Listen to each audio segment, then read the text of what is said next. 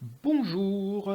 Deuxième carte que vous allez utiliser dans votre quotidien de télépilote professionnel de drone, la carte OACI VFR. Alors, OACI pour Organisation de l'aviation civile internationale et VFR pour vol à vue, en opposition à IFR, le vol aux instruments, les Boeing et les Airbus.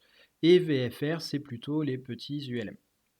La carte OACI est faite pour le vol à vue. Et comme c'est une carte pour les avions et que les avions volent, la carte est en volume. Elle va de 0 du sol à 11 500 pieds. Pour convertir un pied en mètre, on divise par 3. Alors, nous allons surtout nous attarder sur cette carte, sur les différents volumes que sont les classes d'espace et les zones à statut particulier que nous abrégerons en zone. Alors, quelle est la différence entre les deux? Les classes d'espace sont toujours en rapport avec un aérodrome, un aéroport. Les classes sont gérées directement par la tour de contrôle. Les zones, elles, sont toujours liées à une structure au sol, c'est-à-dire une base militaire, une centrale nucléaire, un monument historique, etc. Une zone, c'est toujours quelque chose au sol qui va faire que l'on limite l'utilisation de l'espace aérien autour de cette structure sensible. Donc classe d'espace égale aérodrome, aéroport, et zone égale quelque chose de sensible au sol. Alors la classe d'espace est généralement en bleu, sauf aux abords de Paris, où les classes d'espace d'Orly et de Roissy sont en rouge car interdites au vol VFR. Donc si je prends comme exemple l'aérodrome de Châteauroux, j'ai bien ma limitation en bleu ici.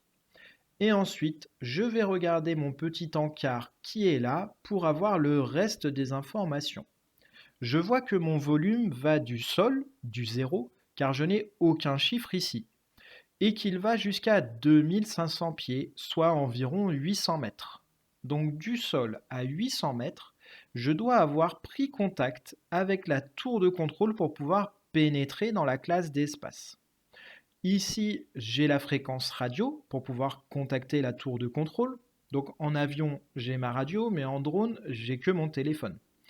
Donc le contact avec la tour de contrôle doit se faire en amont de ma mission par téléphone. Le jour J, ce sera trop tard.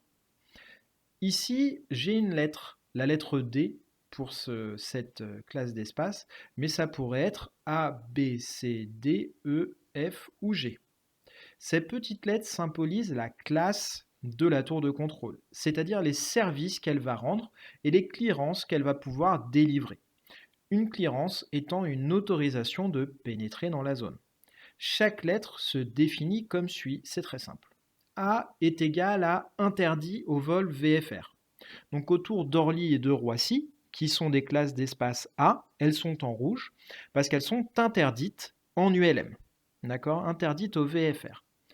B, C, D et E sont des zones contrôlées classiques, accessibles en VFR, je dois simplement avoir l'accord de la tour de contrôle. Et F et G, ce sont toutes les autres zones, ce sont des zones libres de vol, elles ne sont pas indiquées sur la carte, car dès qu'il n'y a ni classe d'espace ni zone à statut particulier, le vol est libre. Donc revenons à nos encarts, je vous ai parlé de la CTR, mais il existe aussi des TMA. CTR égale zone directe d'atterrissage et de décollage, et TMA pour terminal approached, c'est un petit peu au-dessus, c'est la fin du décollage et le début de l'atterrissage. Les CTR et les TMA sont directement contrôlés, gérés par la tour de contrôle. La seule différence, c'est la taille et la hauteur du volume. Ici, la CTR va du sol à 2500 pieds, et la TMA va de 3000 pieds à FL 0,65. Je dois faire x100 pour avoir en pied mon FL 0,65. FL, ça veut dire Flight Level. Donc FL 0,65, c'est 65 fois 100 égale 6500 pieds. Donc la TMA va de 3000 à 6500 pieds. Et en drone, ma hauteur max est de 120 mètres, soit 460 pieds. Donc en drone, je suis toujours bien en dessous des TMA. Je suis concerné par les CTR, mais les TMA ne me concernent pas. Alors, j'ai parlé des classes d'espace, parlons maintenant des zones qui, elles, sont toujours en rouge. J'ai ici une centrale nucléaire qui est bordée par la zone P2. Elle va de 0, car pas de chiffre, elle va du sol à 3600 pieds. Si je suis au-dessus de 3600 pieds, je ne suis pas concerné par cette zone. Toutes les zones sont annotées avec une lettre D, P ou R et un numéro d'identification qui va permettre de retrouver le gestionnaire de la zone, ce que j'explique dans une prochaine vidéo. Les zones sont donc D, P ou R. On a D pour dangerous ou dangereux en français, R pour restricted, réglementé, et P pour prohibited, interdite.